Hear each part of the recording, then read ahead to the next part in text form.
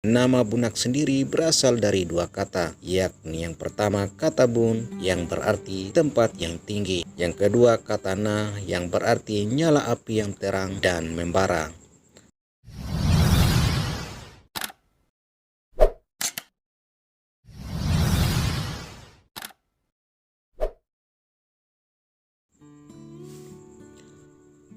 Salam sejahtera bagi teman-teman semua. Semoga kalian semua dalam keadaan yang sehat selalu.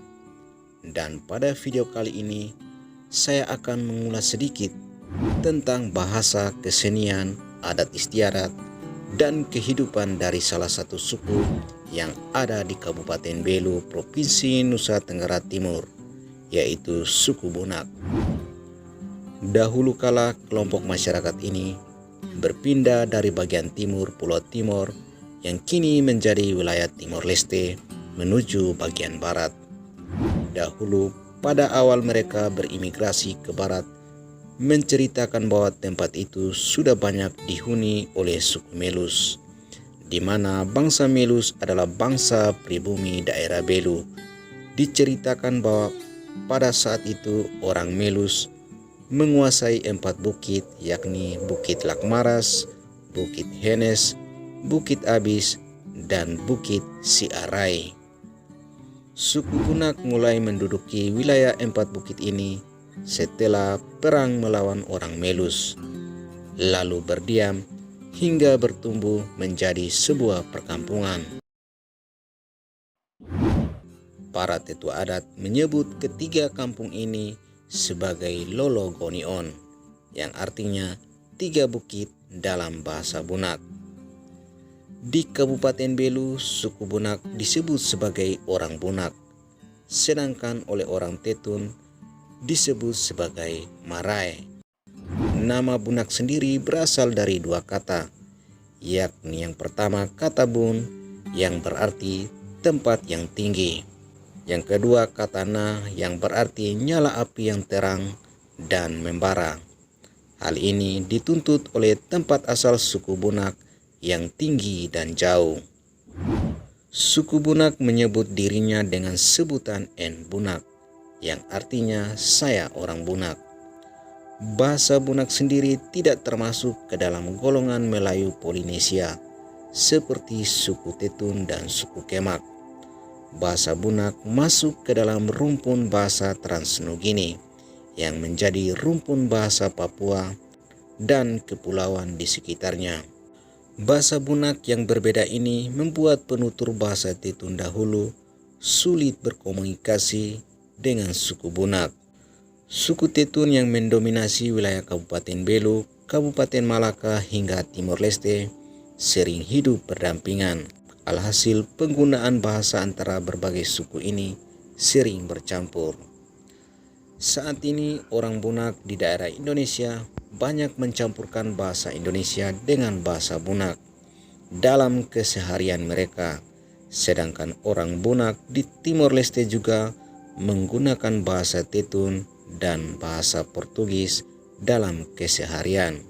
Orang Bunak yang menggunakan campuran bahasa Indonesia sejak zaman Belanda disebut sebagai Bunak Olandes atau orang Bunak Belanda, dan orang Bunak yang tinggal di daerah penjajahan berbahasa Portugis disebut dengan Bunak Ewi Belis atau Bunak berkulit putih.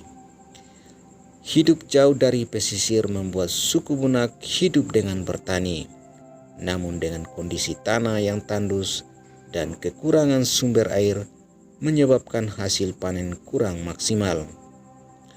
Hasil pangan utama suku Bunak adalah ubi dan jagung.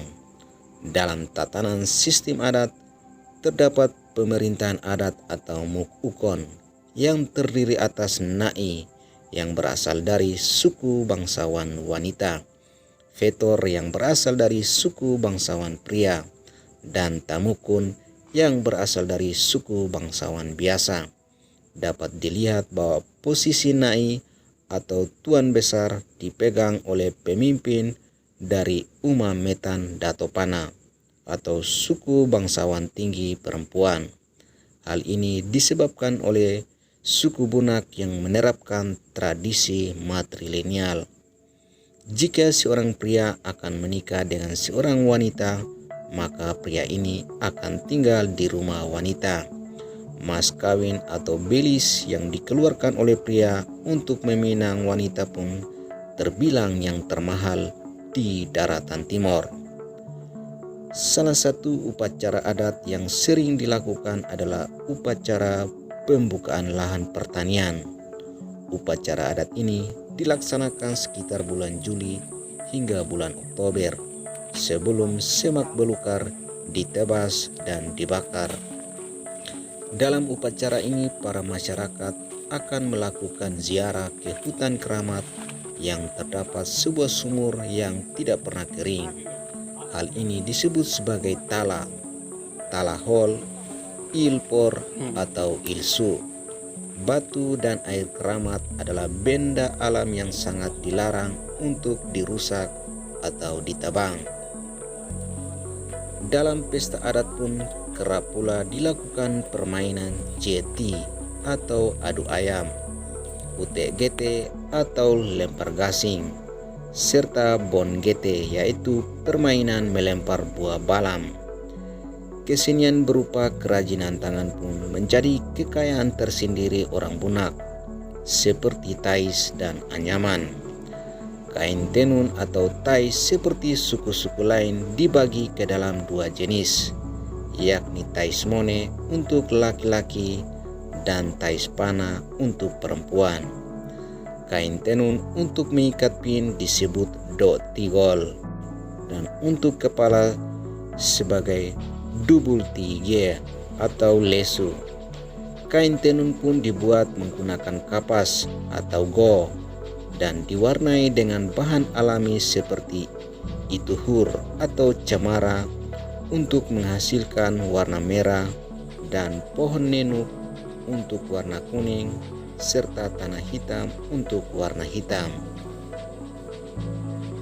Dalam menganyam kesenian, suku Bunak juga membuat taka atau tanasak berupa anyaman segi enam untuk keperluan adat. Untuk tanasak dengan hiasan warna-warni disebut taka lias yang dipergunakan sebagai tempat nasi untuk bangsawan. Lalu terdapat pula taka gol yang digunakan untuk seserahan kepada arwah leluhur dalam upacara adat. Tempat untuk mengisi sirip pinang disebut opapana untuk perempuan dan opamone untuk laki-laki.